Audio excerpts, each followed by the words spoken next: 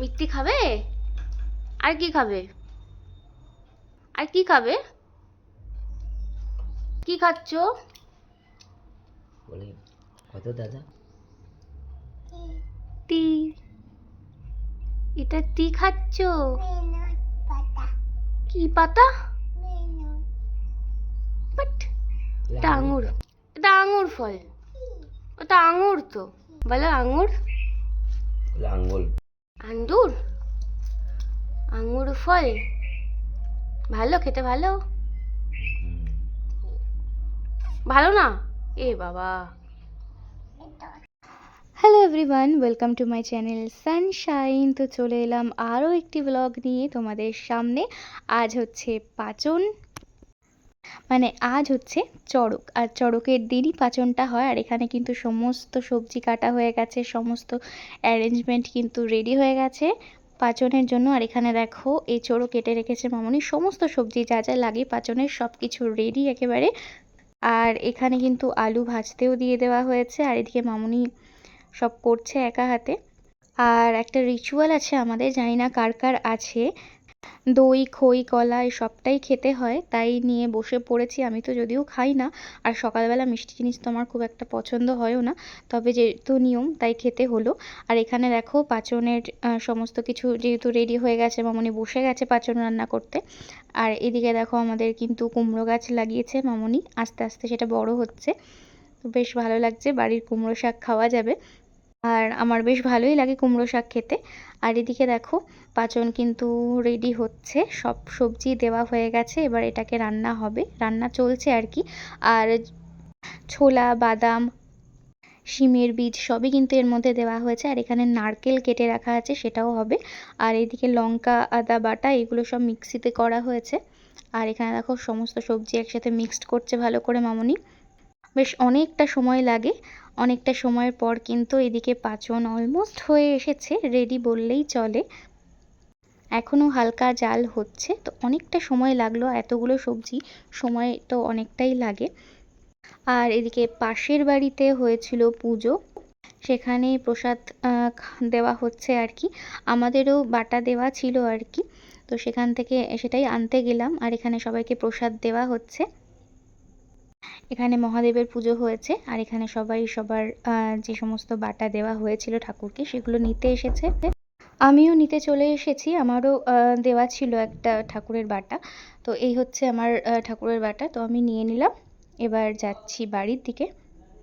আর এদিকে দেখো পাঁচন সমস্ত বাটিতে আলাদা আলাদা করে সবার জন্য বেড়ে নিয়েছি, এটা ডিস্ট্রিবিউট করা হবে। আর আমি যেরকম চাই প্রত্যেক বছর ডিস্ট্রিবিউট করতে, তো আমি এখানে দুটো কন্টেনার নিয়ে নিয়েছি। এদিকে দেখো একটা গামলা পাঁচন শেষও হয়ে গেছে, আর এখানে অল্প কিছুটা রয়েছে, আরও একটা বড় কড়াই রয়েছে। তো আমি রেডি হয়ে গেছি, এখন আমি যাব পাঁচন ডিস্ট্রিবিউট করতে। আর বাটিতে যেগুলো করা রাখা আছে সেগুলো মামুনি সবাইকে দেবে পাড়াতে। তো আমি বেরিয়ে পড়েছি, আমার পাঁচন ডিস্ট্রিবিউট করা হয়েও গেছে, এখন যাচ্ছি বাড়ির দিকে। আর যেহেতু চড়ক পুজো ছিল, তো চড়ক আমি দেখতে যেতে পারিনি। তো এটা হচ্ছে নববর্ষের দিন সকালবেলা, সকলকে জানাই শুভ নববর্ষ, বড়দের প্রণাম, আর ছোটদের আমার ভালোবাসা, সমবয়সীদেরকে আমি জানাই নববর্ষের শুভেচ্ছা। এখানে নববর্ষের দিন সকালবেলা এখানে আমাদের পাড়াতে সবাই এরকমভাবে ঠাকুর নিয়ে আসে, বাড়িতে কীর্তন করে। তো তারাই এসেছিল, সব ঘরে ঘরে ওরা ঢুকছে, তো বেশ ভালো লাগছে। নববর্ষের দিন একটা সকাল সকাল অন্যরকম আমেজ, বেশ ভালো লাগছে। তো আমার স্নান হয়ে গেছে, আমি চলে এসেছি রান্নাঘরে, রান্না করব।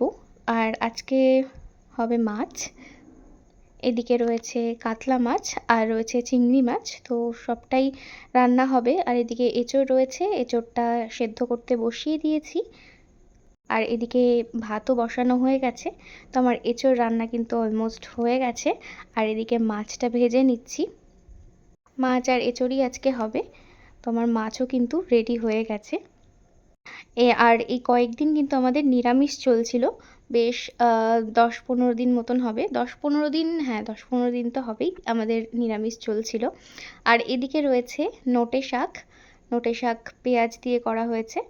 তো রান্না বান্না করে খাওয়া দাওয়া করে একটু রেস্ট নিয়ে বিকালবেলা রেডি হয়ে নিয়েছি, বেরোবো, আর বেরোবো শ্বশুরমশাইয়ের সাথে, মানে বাবার সাথে। তো আমি এদিকে রেডি হয়ে নিয়েছি, আর এই কুর্তিটা পরেছি, এটা শর্ট কুর্তি। এটা হচ্ছে আমার নতুন জামা। আর বাবার সাথে বেরিয়েছি, যেরকমটা বললাম। আর রাস্তায় অজস্র ভিড় ছিল, প্রচুর ভিড় ছিল, প্রচুর মানুষ বেরিয়েছে পয়লা বৈশাখের দিন। আর দেখতেও এত ভালো লাগছে, চারিপাশটা একদম লোকজনে একদম গিজগিজ করছে। আমার তো বেশ ভালো লাগছে, আর প্রচণ্ড গরমও পড়েছে। তো আমরা যাচ্ছিলাম দোকানে, একটা দোকানে। আর এদিকে দেখো দোকানটার সামনে খুব সুন্দর করে সাজিয়েছে, তো বেশ ভালো লাগছে এইসবই দেখতে দেখতে আমরা যাচ্ছিলাম। আর প্রায় কয়েকটা দোকানের সামনেই দেখছি যে সুন্দর করে সাজানো রয়েছে। চলে এলাম ফুড গার্ডেনের সামনে। ফুড গার্ডেনে আমি এসেছিলাম, আর আমরা যাব প্রাইমার্ট, একদম ফুড গার্ডেনের পাশেই এই হচ্ছে প্রাইমার্ট। 1 মাস হলো ওপেন হয়েছে, এর আগেও একবার এসেছি, আজ আবারও এলাম। আর প্রাইমার্ট থেকে বেরিয়ে দেখো দেখা হয়ে গেল সানিয়ার সাথে।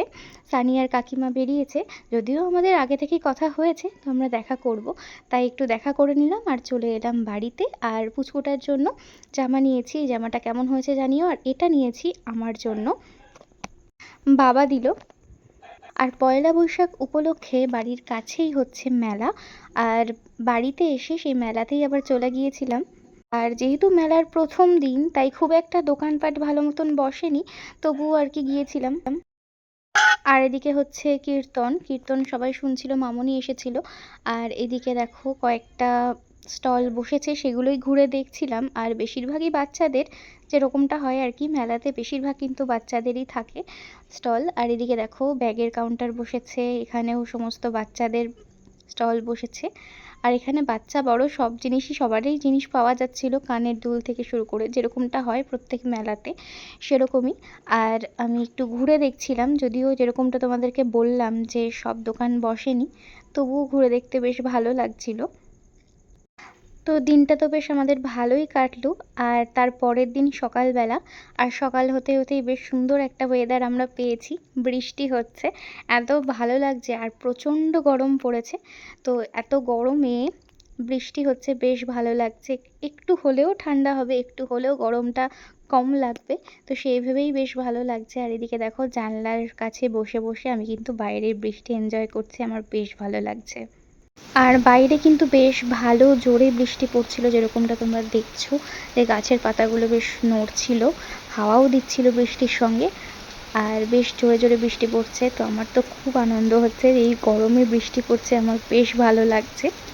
আর সবথেকে বড় কথা, সকাল সকাল উঠেই দেখছি এরকম আকাশের মুখ ভার, আর তারপরেই মন ভালো করা বৃষ্টি, সব মিলিয়ে কিন্তু দিনটার শুরুটা বেশ ভালোই কাটলো। গরমের দিনে বৃষ্টি হলে কিন্তু একটা আলাদাই আনন্দ হয় মনে।